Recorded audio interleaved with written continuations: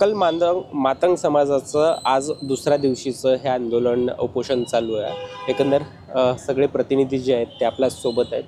आजचा आंदोलनाचा उपोषणाचा दुसरा दिवस आहे। दुसऱ्या दिवशी तुम्ही इथे आला, काय सांगाल, काय भूमिका आहे? म्हणजे की कालपासून मागणीसाठी तुम्ही बसलेला आहात, काय सांगाल आज तुम्ही उपोषण स्थळी आला? आमच्या समाजाची अतिशय स्पष्ट अशा पद्धतीची भूमिका आहे। सकल मातंग समाजाच्या वतीनं शासनाकडे आमची सातत्यानं मागणी राहिलेली आहे। 1 ऑगस्ट 2024ला सुप्रीम कोर्टाने जो निर्णय दिला की या देशामधल्या अनुसूचित जाती अंतर्गत सर्व जातींचं वर्गीकरण झालं पाहिजे आणि त्या राज्यांनी निर्णय घेतला पाहिजे।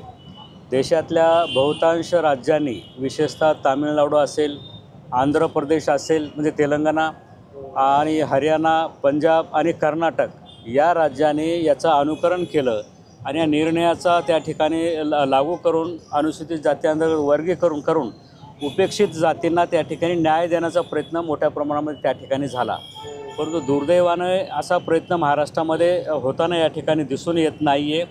टाळाटाळ करण्याचा प्रयत्न या ठिकाणी सरकार करत आहे आणि यामुळं मातंग समाजामध्ये प्रचंड रोष आहे आणि त्याचाच भाग म्हणून सकल मातंग समाजाच्या वतीनं या ठिकाणी बेमुदत धरणे धरण्याचा प्रयत्न आम्ही या ठिकाणी करतो आहोत।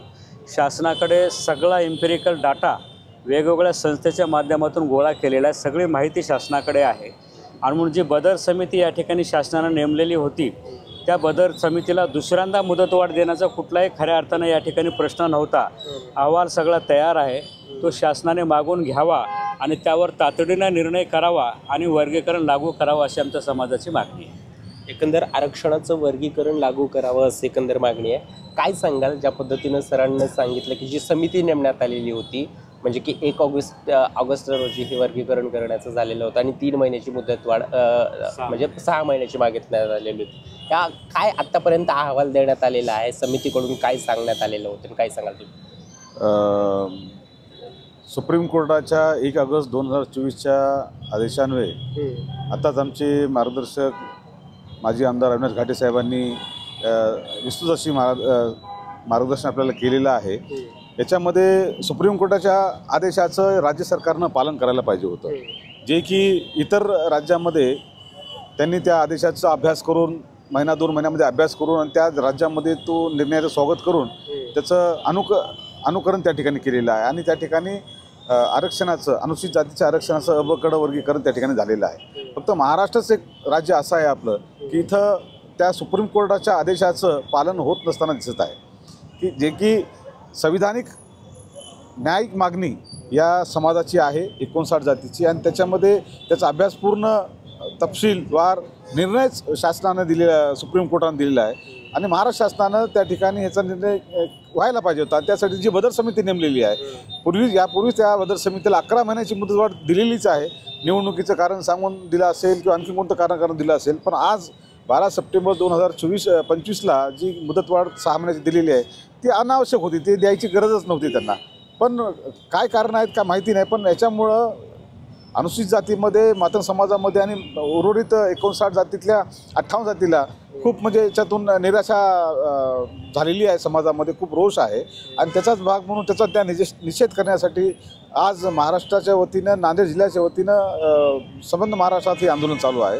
त्याचाच भाग म्हणून आज नांदेडमध्ये अण्णाभाऊ साठे पुतळा यांच्या ठिकाणी हा दुसरा दिवस आहे धरणे आंदोलनाचा आणि आमची एकच मागणी राहणार की आपण ही मुदतवाढ दिलेली तात्काळ रद्द करावी आणि बदर समिती असेल, लवचिक अभ्यास आयोग असेल आणि इतर स्वायत्त संस्था आहेत ज्यांनी या एम्पिरिकल डाटा गोळा केलेला आहे त्यांचं अहवाल स्वीकारून आपण हा निर्णय घ्यावा। नक्कीच हा सगळा अहवाल तपासून निर्णय घ्यावा। काय सांगाल, आजचा दुसरा दिवस आहे उपोषणाचा, समिती वेगळं सांगते, वेगवेगळ्या समित्या यामध्ये काम करत आहेत, दुसरा दिवस आहे, आत्तापर्यंत कोणत्या अधिकाऱ्यांनी तुमच्याशी बोलणं झालं आहे का तुमच्या समितीशी, म्हणजे ज्यांनी उपोषणाला बसले त्याचे, आणि तुमची एकंदर पुढील भूमिका काय असेल?